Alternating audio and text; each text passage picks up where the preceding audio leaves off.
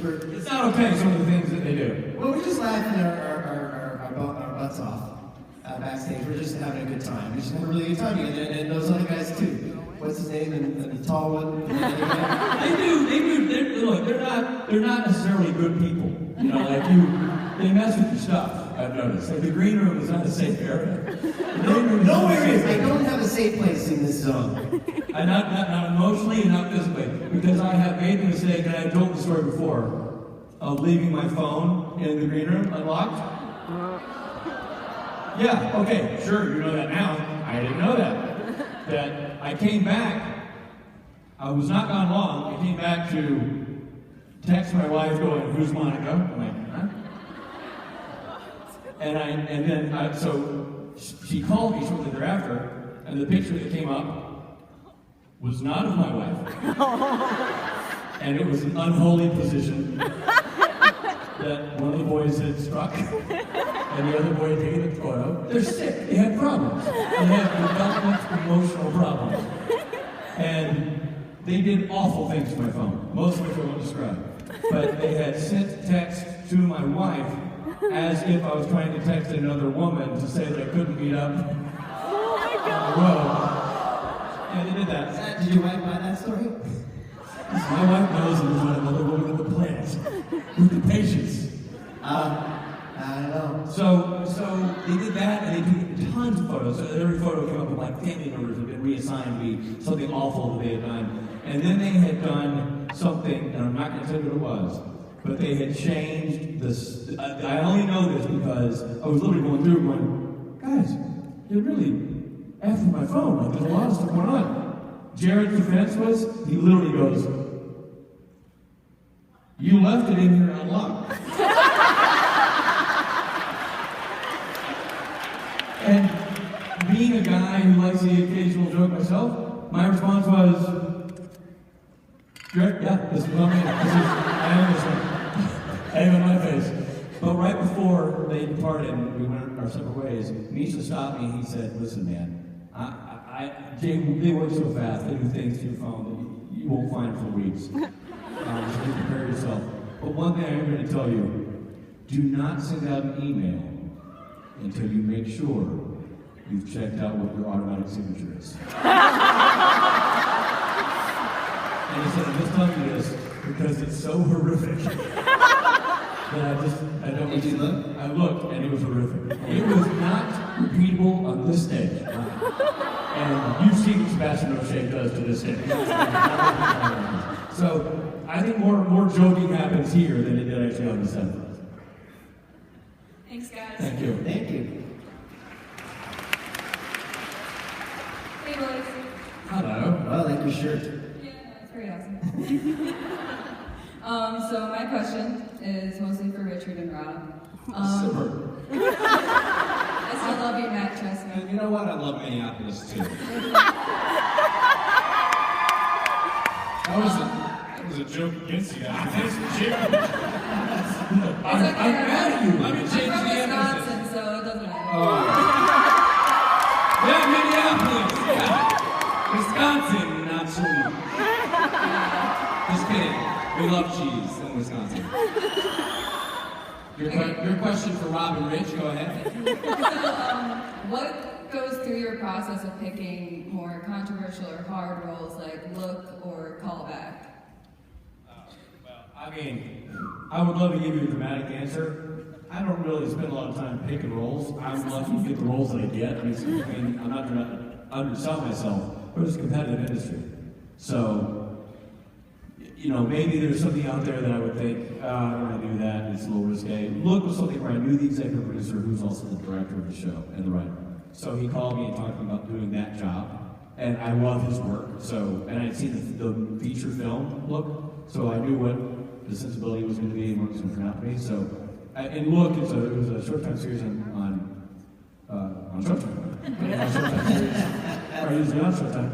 And I played a rapist, and that's literally my character was rapist. And in like 3 different episodes, I just raped people. That was my bit. That is super weird. That's a weird day at the office. Yeah. But again, I knew the project would be cool, and I knew that I respect Adam's work, and I was happy to get the opportunity to work with him I don't necessarily go out and target jobs, or worry about, that's too controversial, that's not. I just don't have that luxury, to be totally honest. I kind of, Well, play balls on the pitch for me. Rich and I think, are both like this. We do like to work, and sometimes you do gamble on certain things, like with a movie like Callback. A lot of kind of low budget movies, this could be a breakout hit or it could be regrettable, and you just never know. And so you weigh the pros and cons. You're like, this actually might be a good experience. I've never done a horror movie before, and with that one, it didn't so much. Not something I'm going to send people running to go see, but the movie Waiting that I did, which I'm incredibly proud of. We were all doing that going, is anyone ever going to see this? We had no idea. We were just having a great time, and it happened to be a good, a movie that people really enjoy that I like, that I'm proud of. So you just never know, you really never know. There's so much goes into something beyond just the script. So I do think there's a lot of that, to your point, that is way out of our hands. I mean, even directors, producers, writers, if somebody could predict what was going to be great versus what was going to be terrible, then they'd be, otherworldly. It's still a crapshoot, even with big budget projects. But in the smaller indie world, on the acting side, you really are at the mercy of the people making the project.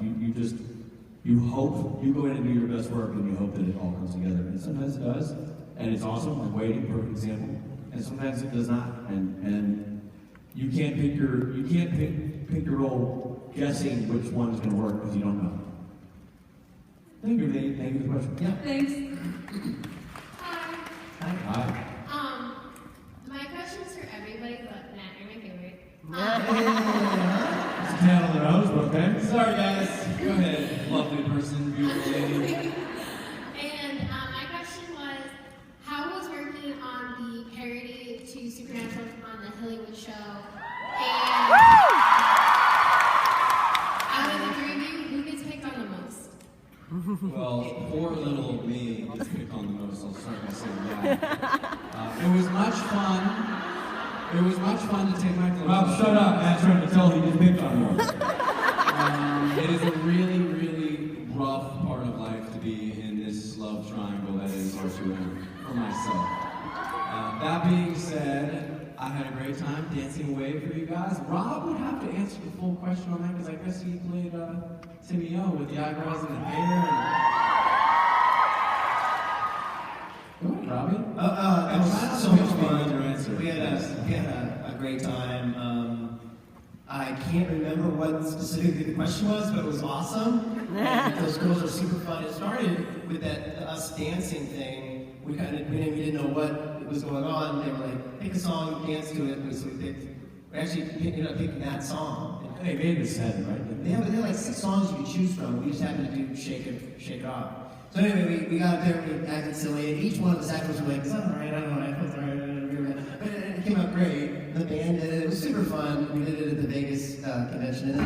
And then they asked me to come and play Tim Amundsen. And I was like, again, you go, I don't really know what this is, but yeah, I'm in. So I went to Vegas and shot for a day, and they put that weight in the beard on me. And I was like, oh my God, I never thought I looked like Jim Amundsen's mini-me, but I looked like Jim Amundsen went through a copy machine set at 60%.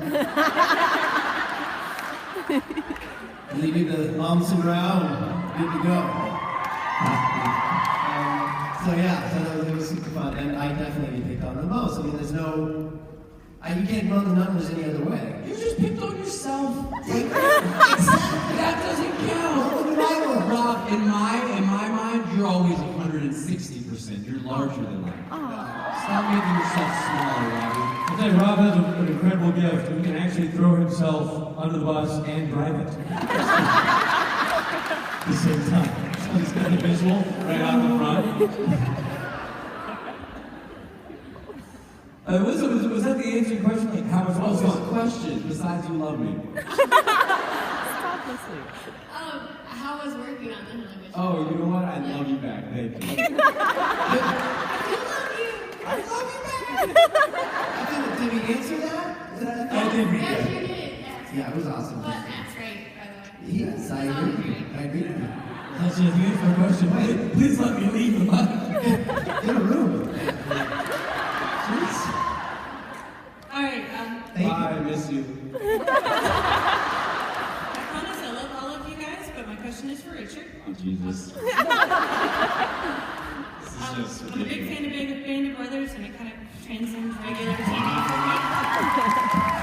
But I know a lot of the actors are able to go to alumni stuff, especially the Normandy anniversary stuff. Is that something you're going to be able to do in coming years, do you think?